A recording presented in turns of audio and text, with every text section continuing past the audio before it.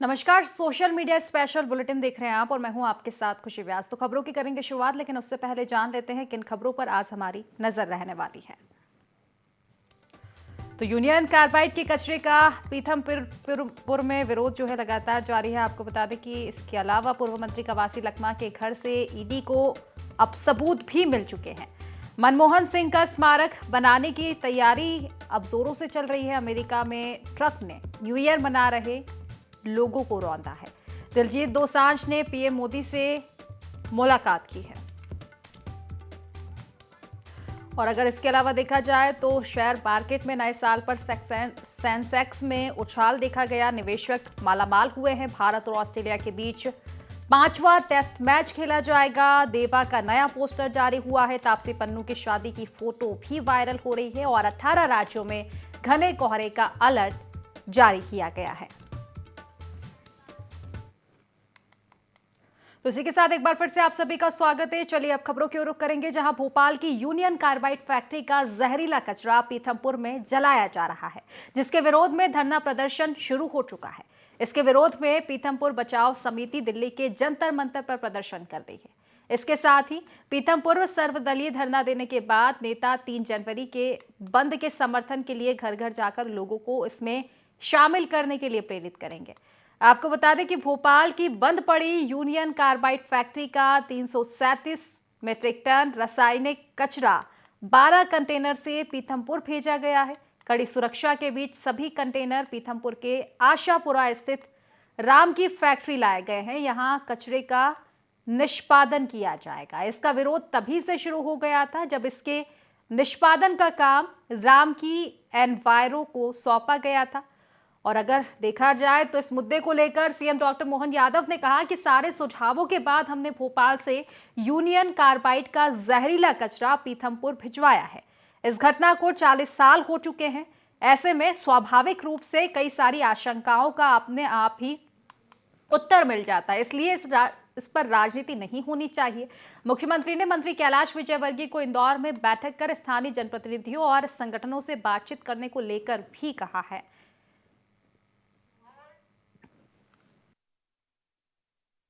हमारी सरकार ने पूरी संवेदनशीलता के साथ प्रदेश की जनता के हित में किसी प्रकार की कोई भी निर्णय की अपेक्षा हो तो निर्णय त्वरित गति से करते हुए आगे बढ़ने का निर्णय किया।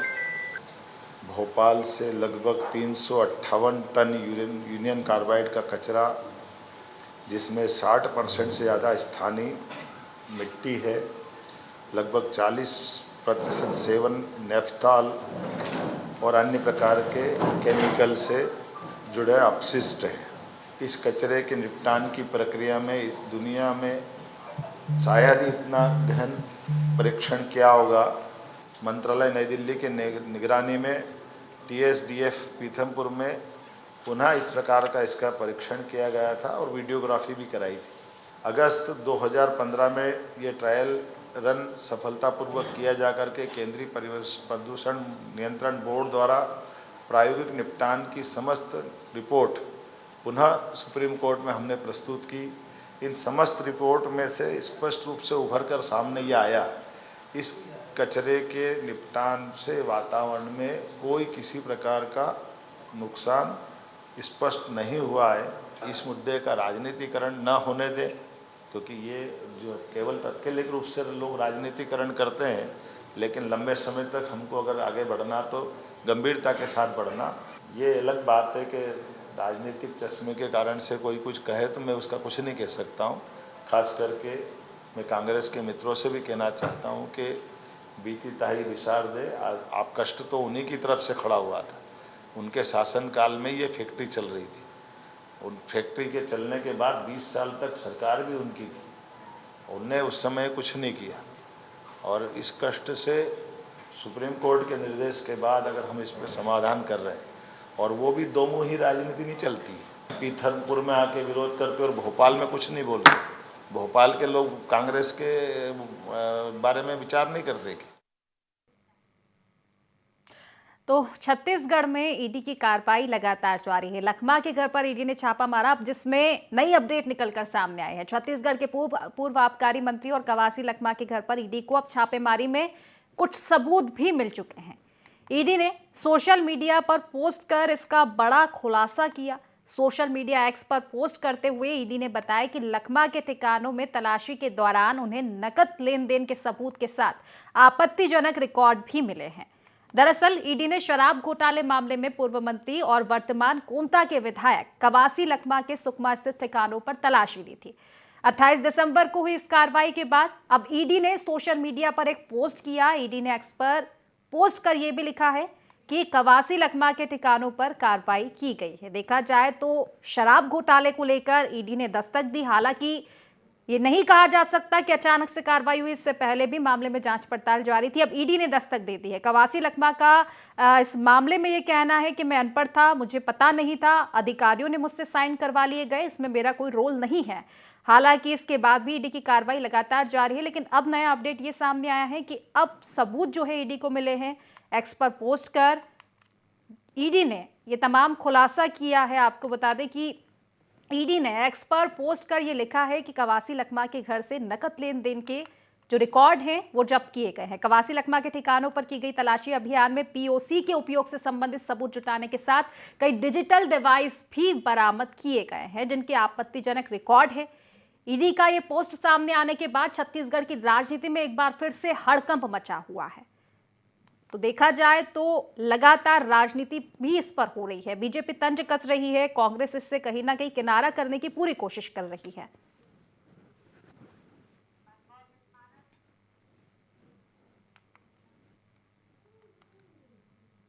तो पूर्व प्रधानमंत्री डॉक्टर मनमोहन सिंह का स्मारक बनाने के लिए जमीन आवंटन का काम शुरू हो चुका है। केंद्र सरकार ने स्मारक के लिए डॉक्टर सिंह के परिवार को कुछ जगह सुझाई है। परिवार की ओर से जगह का चुनाव हो जाने के बाद आगे की कार्रवाई स्मारक के लिए शुरू हो जाएगी। गांधी नेहरू परिवार की समाधियों के नजदीक ही डॉक्टर सिंह का स्मारक बनाए जाने की फिलहाल लगातार जो संभावनाएं हैं वो जताई जा रही है।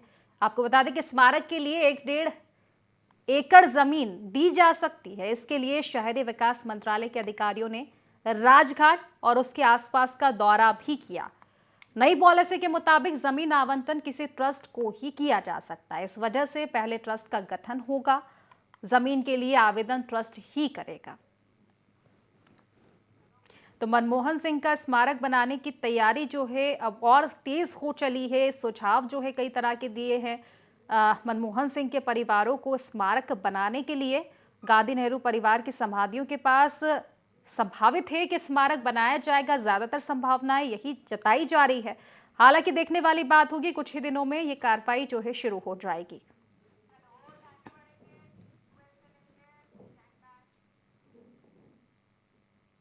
तो अमेरिका के लुइसियाना राज्य के न्यू ऑरलियंस शहर में 1 जनवरी को एक शख्स ने नए साल का जश्न मना रहे लोगों पर पिकअप ही चढ़ा दिया। आपको बता दें कि इसमें 15 लोगों की मौत हो गई है, जबकि दर्जनों लोग घायल हो गए। घटना भारतीय समय अनुसार दोपहर करीब 3 बजे की है। इस वक्त न्यू ऑरलियंस में रात के 3:15 हो रहे थे। शहर की सबसे व्यस्ततम बॉर्बन स्ट्रीट पर हजारों लोग नए साल का जश्न मना रहे थे, लेकिन उन्हें नहीं पता था कि ये जश्न कुछ ही देर में मातम में बदल जाएगा। जश्न लोग मना रहे थे, तभी अचानक एक गाड़ी आती है और भीड़ को रौंदते हुए आगे बढ़ जाती है। इसके बाद हमलावर पिकअप ट्रक से बाहर आया और लोगों पर फायरिंग भी शुरू कर दी। हालांकि क्योंकि व्यवस्थाएं की गई थी, पुलिस मौजूद थी, पुलिस ने भी जवाबी कार्रवाई की, गोलियां चलाई, जिसमें हमलावर की मौत हुई है, जबकि मुठभेड़ में 2 पुलिस वाले भी घायल हुए हैं। आपको बता दें कि हमलावर के पिकअप से आईएसआईएस का झंडा, हथियार और आईईडी बम तक बरामद हुए हैं। हमलावर की पहचान शमशुद्दीन जब्बार उम्र 42 साल के तौर पर फिलहाल हुई है। जांच एजेंसियों ने यह भी बताया कि जब्बार टेक्सास स्टेट का रहने वाला था और 2007 से 2020 तक अमेरिकी सेना में भी रह चुका था। सेना ने उसकी अफगानिस्तान में भी तैनाती की थी। तो जश्न जो है मातम में बदला है। ये बड़ी खबर हम आपको बता रहे हैं। न्यू ईयर का जश्न हम सभी लोगों ने मनाया है। हालांकि इसको लेकर तैयारियां भी की गई थी। अमेरिका का ये पूरा मामला है, जहां पर 15 लोगों की मौत हो जाती है। बताया जा रहा है कि लोग जो है न्यू ईयर का जश्न मना रहे थे, सेलिब्रेट कर रहे थे और इसी दौरान उनका जश्न कुछ ही देर में मातम में बदल गया, क्योंकि एक गाड़ी आती है, उनको रौंदते हुए निकल जाती है।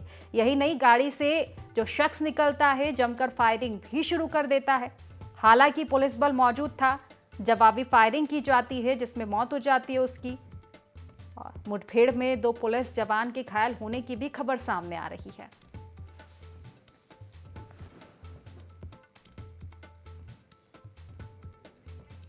पंजाब के मशहूर सिंगर दिलजीत दोसांझ ने नए साल के पहले दिन प्रधानमंत्री नरेंद्र मोदी से मुलाकात की। दिलजीत ने पीएम मोदी को देखते ही उन्हें सैल्यूट किया। पीएम ने भी सत श्री अकाल कहकर दोसांझ का स्वागत किया। इस दौरान दिलजीत ने जब गुरु नानक पर गाना गाया तब पीएम मोदी टेबल पर थाप देते हुए भी नजर आए। उन्होंने दिलजीत की पीठ भी थपथपाई। दोसांझ ने पीएम मोदी से मुलाकात की, जिसकी कुछ तस्वीरें और वीडियो भी सोशल मीडिया प्लेटफॉर्म एक्स पर पोस्ट की।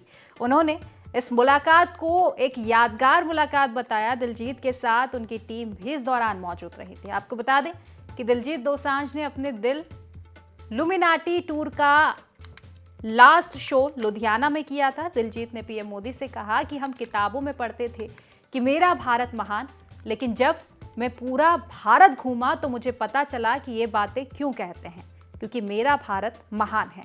भारत का सबसे बड़ा जादू योग है। इस पर पीएम मोदी कहते हैं कि जब भारत के गांव का लड़का पूरी दुनिया में नाम रोशन करता है तो बहुत खुशी होती है। साथ ही उन्होंने योग पर बात करते हुए भी कहा, उन्होंने कहा कि जिसने योग को अनुभव किया वह उसकी ताकत जानता है। तो पंजाबी सिंगर दिलजीत दोसांझ ने प्रधानमंत्री नरेंद्र मोदी से मुलाकात की। इस दौरान कई चर्चाएं दोनों के बीच में हुई है।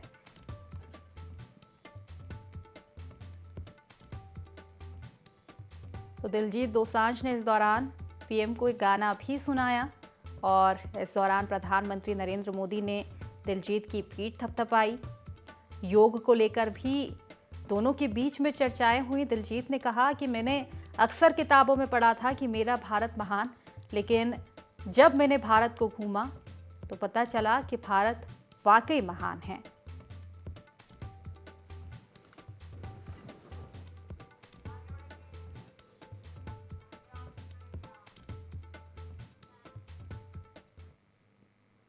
तो चलिए अब बात कर लेते हैं क्रिकेट जगत की, जहां भारत और ऑस्ट्रेलिया के बीच बॉर्डर गावस्कर ट्रॉफी का 5वां और आखिरी मैच कल से सिडनी क्रिकेट स्टेडियम में खेला जाएगा। आपको बता दें कि यह मैच सुबह 5 बजे से शुरू होगा। ऑस्ट्रेलिया 5 मैच की टेस्ट सीरीज में 2-1 से फिलहाल आगे चल रही है। पहला मैच भारत ने और दूसरा चौथा मैच ऑस्ट्रेलिया ने जीता था। वहीं तीसरा मैच ड्रॉ रहा है। ये मैच भारत के लिए अब काफी अहम होने वाला है, क्योंकि ऑस्ट्रेलिया फिलहाल 2-1 से आगे है। उसे ये ट्रॉफी अपने पास ही रखनी है और वर्ल्ड टेस्ट चैंपियनशिप फाइनल की रेस में बने रहना है भारत को। इसलिए ये काफी अहम टीम इंडिया के लिए मैच माना जा रहा है। और ये भी है कि अगर देखा जाए वर्ल्ड टेस्ट चैंपियनशिप फाइनल की रेस में भारत को अगर बने रहना है तो सिडनी टेस्ट जीतना ही पड़ेगा। भारत प्लेइंग 11 में एक बदलाव के साथ उतरेगा। तेज गेंदबाज आकाशदीप चोट की वजह से 5वें मैच से बाहर हो गए हैं। आपको बता दें कि सिडनी की पिच ऑस्ट्रेलिया की बाकी पिचों से काफी अलग है। यहाँ पेस के मुकाबले स्पिन को ज्यादा मदद मिलती है। ऐसे में भारतीय टीम इस मैच में भी 2 स्पिनर्स को खिला सकती है। वहीं शुभमन गिल की वापसी मुश्किल लग रही है। तो वहीं दूसरी ओर ऑस्ट्रेलिया ने मिचेल मार्श को ड्रॉप कर दिया है।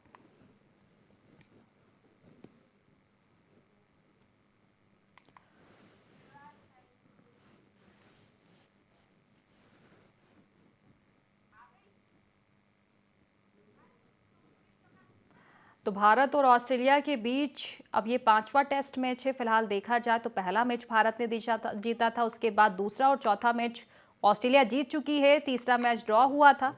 कुल मिलाकर देखा जाए तो ये मैच जीतना भारत के लिए अब काफी इंपॉर्टेंट है।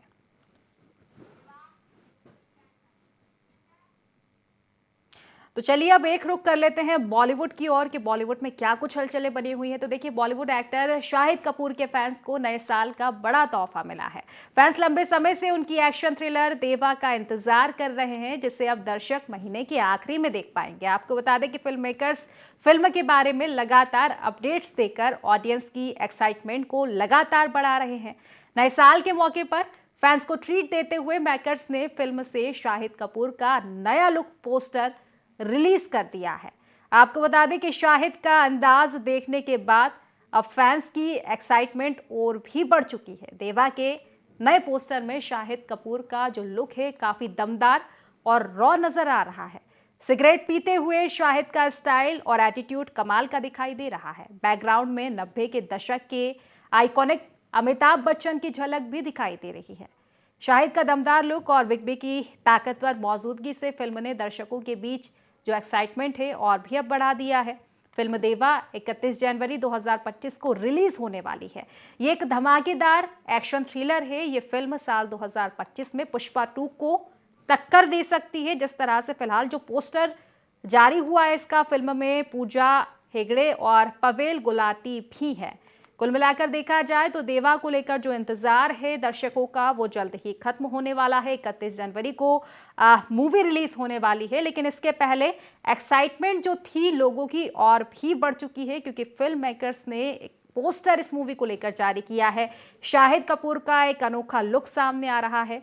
काफी एटीट्यूड में वो दिखाई दे रहे हैं। अमिताभ बच्चन भी नजर आ रहे हैं। कुल मिलाकर देखा जाए तो ये पोस्टर देखने के बाद अब जो दिलचस्पी है इस मूवी को लेकर दर्शकों की एक्साइटमेंट है जो और भी बढ़ चुका है, क्योंकि 31 जनवरी को मूवी आने वाली है।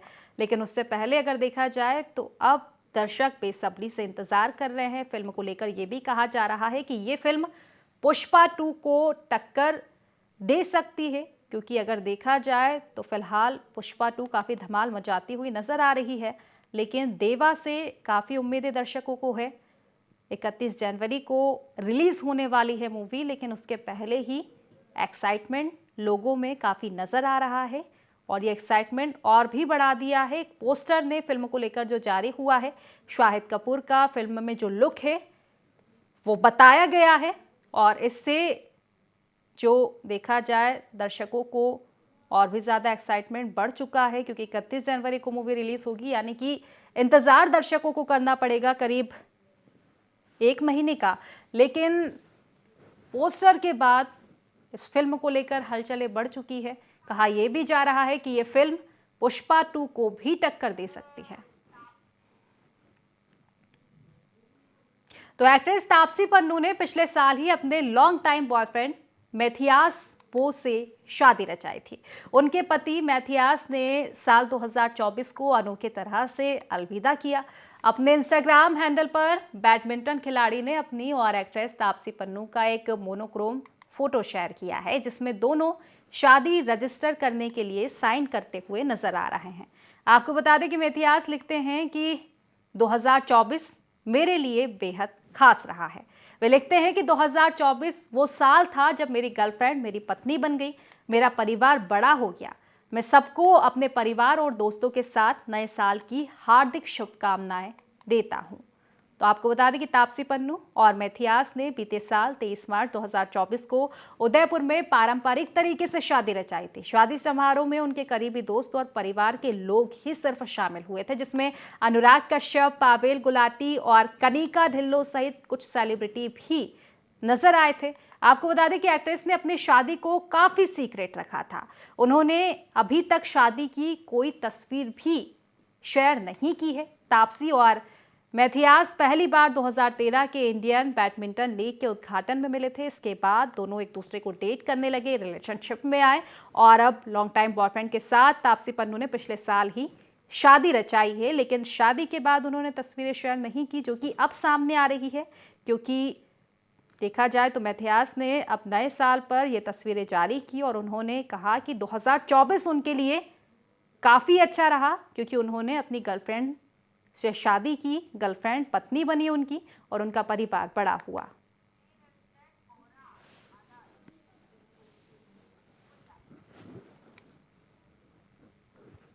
तो तापसी पन्नू की शादी की फोटो अब जाकर वायरल हुई है। 2024 में उन्होंने शादी की थी। न्यू ईयर के मौके पर मैथियास ने ये फोटो शेयर की।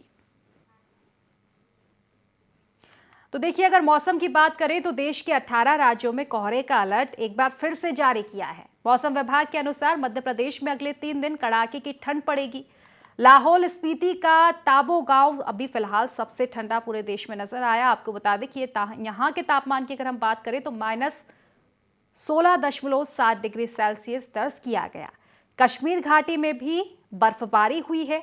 डोडा में वाटरफॉल जम चुका है। यूपी और एमपी, राजस्थान, बिहार, गुजरात के कुछ हिस्सों को छोड़कर बचे हुए क्षेत्र में मिनिमम टेम्परेचर सामान्य से ज्यादा रहेगा।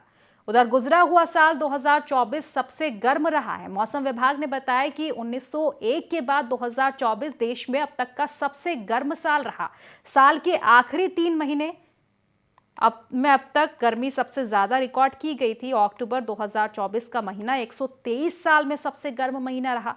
महाकुंभ के दौरान प्रयागराज में ठंड बढ़ने के आसार है। जनवरी में बारिश की भी संभावना जताई जा रही है और इसी अवधि के दौरान रात में मिनिमम टेम्परेचर सामान्य से कम दर्ज किया जाएगा, यानी ठंड बढ़ सकती है। साथ ही जम्मू कश्मीर में घूमने के लिए 2 करोड़ 11 लाख पर्यटक पहुंचे हैं। लद्दाख में 2023 में 5,25,000 पर्यटक पहुंचे हैं। 2024 में यह आंकड़ा घटकर 3,75,000 रह गया था। कुल मिलाकर देखा जाए मौसम में लगातार परिवर्तन देखने को मिल रहा है। परिवर्तन के साथ ही जो पर्यटक है बढ़ चढ़कर हिल स्टेशन पहुंच रहे हैं। मौसम का लुत्फ उठाने के लिए 18 राज्यों में घने कोहरे का अलर्ट अब जारी किया गया है। मध्य प्रदेश, छत्तीसगढ़, हिमाचल, उत्तराखंड, पंजाब, हरियाणा, यूपी, राजस्थान में कोहरे का अलर्ट जो है जारी किया गया है। मौसम लगातार करवट ले रहा है। कुल मिलाकर देखा जाए तो फिलहाल जनवरी में बारिश की संभावना जताई गई है। इसके साथ ही टेम्परेचर और भी कम होगा। अगर बात मध्य प्रदेश की करें तो आने वाले 2 से 3 दिन कड़ाके की ठंड का अलर्ट जो है मौसम विभाग ने जारी किया है। कुल मिलाकर देखा जाए तो फिलहाल लोगों को कड़ाके की ठंड से राहत नहीं मिलने वाली है। वहीं जनवरी में बारिश भी देखने को मिल सकती है।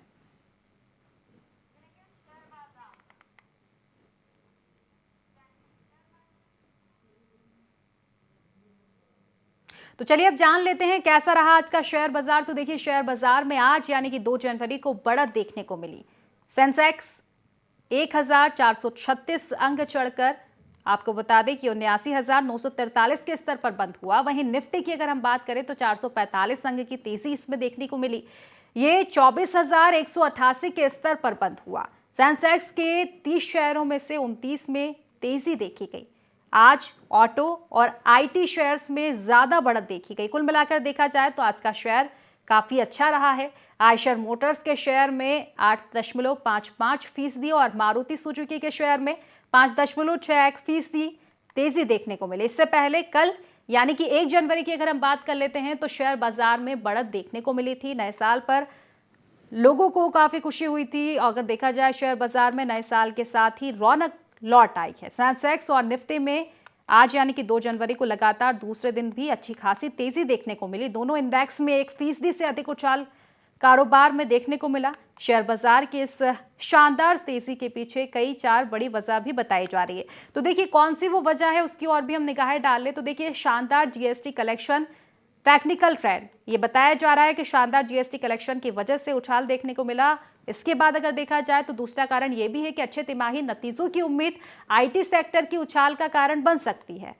अगर तीसरी हम बात करें तो शेयर बाजार में बढ़त, सेंसेक्स 1,436 अंक उछला है। नए साल पर निवेशक मालामाल हुए हैं।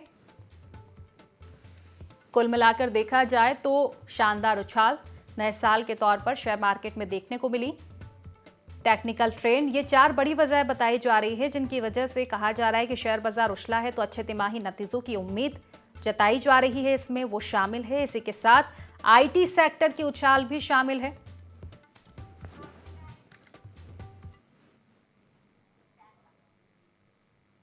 तो फिलहाल हमारे सोशल मीडिया स्पेशल बुलेटिन में बस इतना ही। आप बने रहिए IND24 के साथ। नमस्कार।